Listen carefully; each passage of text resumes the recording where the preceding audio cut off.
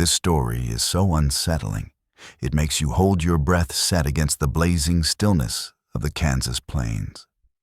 It's where two broken paths crossed under an unforgiving sun, and neither would ever be the same again. It began with a single glance. In an open field, something small, almost ordinary, yet powerful enough to pull buried cruelty into the light. Before we kick off this adventure, don't forget to hit like on the video and let us know in the comments where you are watching from. The first thing Silas Crow noticed wasn't blood. It was disgrace. A young woman lay tangled in the scorched grass near the Smoky Hill River, her body twisted as if the land itself had rejected her. Her wrists were cinched tight, ankles drawn back, the torn white fabric of her dress clinging uselessly to her skin, no longer capable of shielding anything. The sun pressed down on her exposed legs, and the dry wind lifted the cloth just enough to steal whatever dignity she had left. Her face burned not only from pain, but from a humiliation so sharp it made every breath a struggle. Silas stopped cold. Nearly 5 decades on the plains had shown him death in every form. Starvation stampedes, men torn open by iron and lead. But this was something else. This was a woman left alive on purpose, placed like a message, displayed in full daylight where anyone passing could see her. Then she noticed him.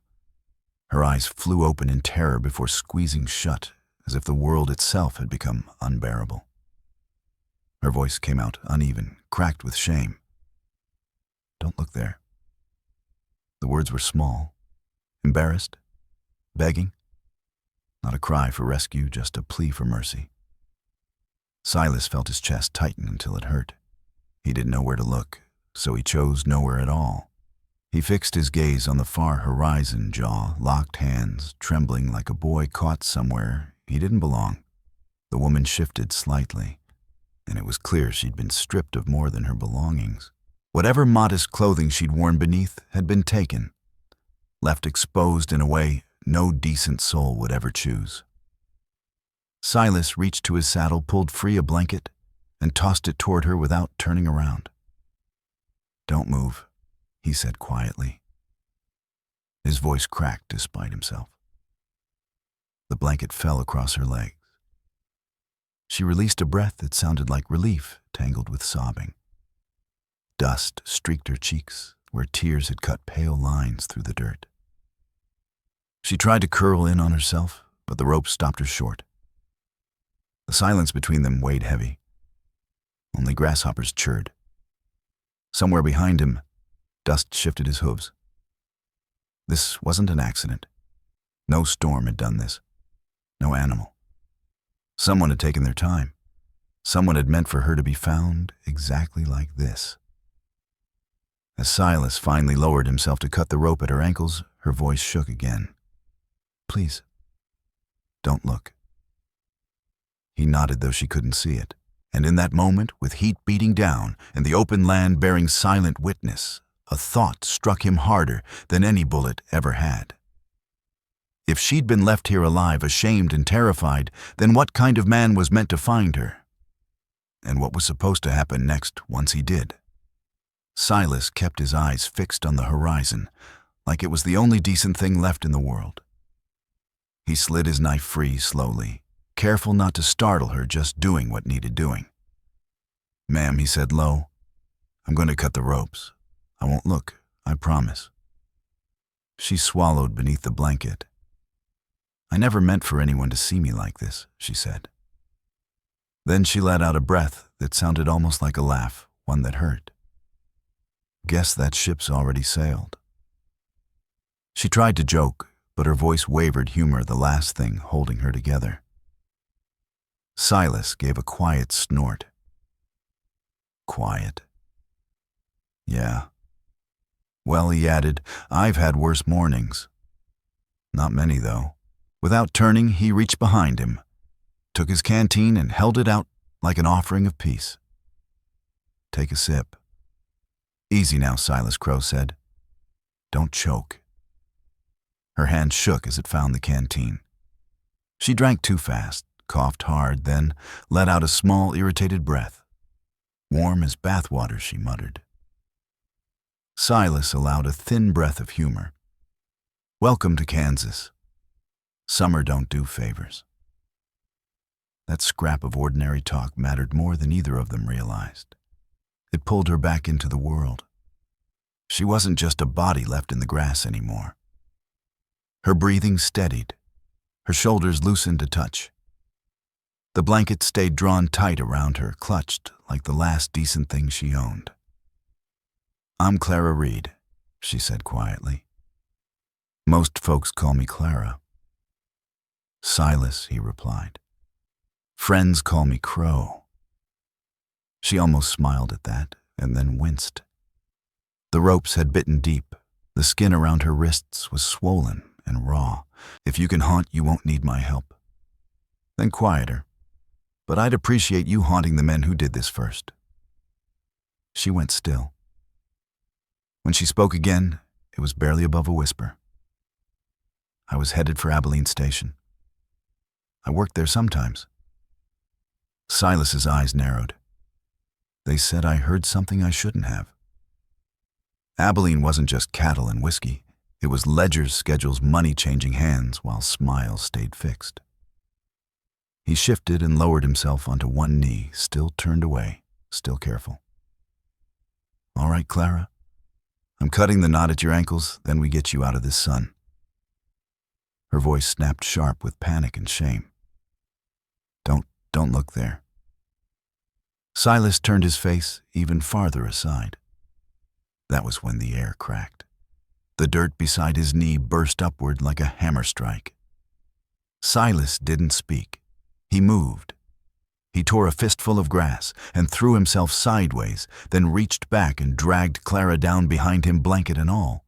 She made a small startled sound, sharp as a rabbit's cry, then bit it off. Another shot rang out from the rise. Dust jumped again, close enough that grit stung Silas's cheek.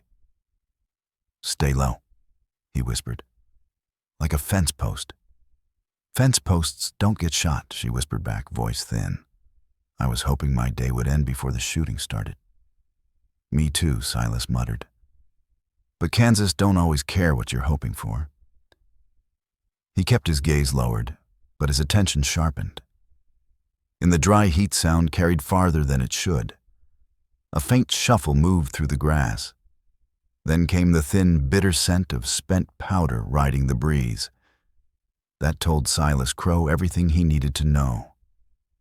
The shooter wasn't far, close enough to grow careless.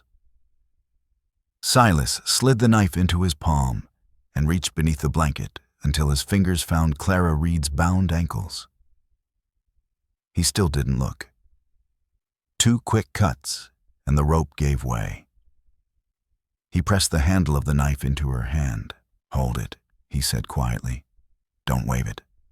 Just keep it like it's the last bit of sense you've got. Her fingers closed around the handle, shaking. I've never stabbed anyone, she whispered. Good, Silas said. Let's keep it that way. He moved slow and steady, using the shallow dip of the ground for cover, dragging her inch by inch, as if hauling a sack of feed across a barn floor. It wasn't pretty. It was survival. When they reached a stand of taller grass near the creek bank, Silas risked a glance uphill. He didn't see a man, but he saw what mattered. A thread of smoke, thin as spider silk. A brief wink of sunlight off metal. Then nothing. Someone's up there, he murmured. Clara swallowed. They left me out there. They wanted me to find you. The truth settled hard. Anger flared in Silas again, hotter than the sun beating down on the flats. A grown man could face a feud, but using a young woman as bait that was low even by frontier standards. Shock left her damp and trembling. Down in the creek, every sound felt louder. Frogs, insects, the soft scrape of boots in mud. Silas hated that feeling. It meant someone was watching. When they reached Crow Line Shack, Silas Crow motioned her inside ahead of him. The place was nothing to boast about: 4 rough walls, a door that never quite hung straight, and the stale scent of old hay mixed with sweat. But it was shade, and shade meant a chance to breathe. He slid the bar into place, and only then turned his back fully to her. "There's a clean shirt on that peg," he said. "Put it on. Take your time." Clara Reed didn't answer at first. Then he heard fabric shift, followed by a shaky breath that sounded close to relief. "Thank you," she said. Quiet, honest, no show in it. Silas lowered himself onto an overturned crate and wiped the grit from his face. "All right," he said. "Tell me what you meant back there." With the door shut, her voice steadied. "I worked the desk at Abilene Station some afternoons. Filing papers. I listen more than I speak. Men forget a woman's there when they think she doesn't matter." Silas gave a slow nod. "They forgot too well," she went on. "I heard names, schedules, livestock numbers. One man kept saying your ranch was in the way, said you were stubborn, said you wouldn't sell." Silas felt his gut draw tight. "Who said it?" She hesitated, then forced the words out. "The man giving orders? He wore the same brand as your hands." The Flying H. Silas didn't move, but something behind his eyes closed hard like a door slamming shut. The name hit him like a mule's kick. Wade Kincaid had eaten at his table, rode his fences, shook his hand every morning like a man with nothing to hide. "That don't make sense," Silas said, though part of him already knew it did. "He knows this land. He knows me." "That's why he's dangerous," Clara said. "He knew you'd come looking. He knew where you'd kneel." A horse snorted outside. Then a boot shifted on dry ground, slow, easy. Men who believed the day belonged to them. Silas reached for his rifle and checked the chamber. His face settled into the calm it wore before bad weather. "Looks like Wade brought company." Clara stepped closer. Fear and resolve tangled in her eyes. "He didn't want your land," she whispered. "He wanted to watch you break." The door didn't open all at once. It creaked slow and reluctant, like the shack itself wanted no part of what was coming. A voice drifted in, first calm, familiar. "Silas, come on out." No need for this. It was Wade Kincaid. The same voice Silas had heard 100 mornings at first light. The kind you trust without thinking because it sounds like work coffee and routine.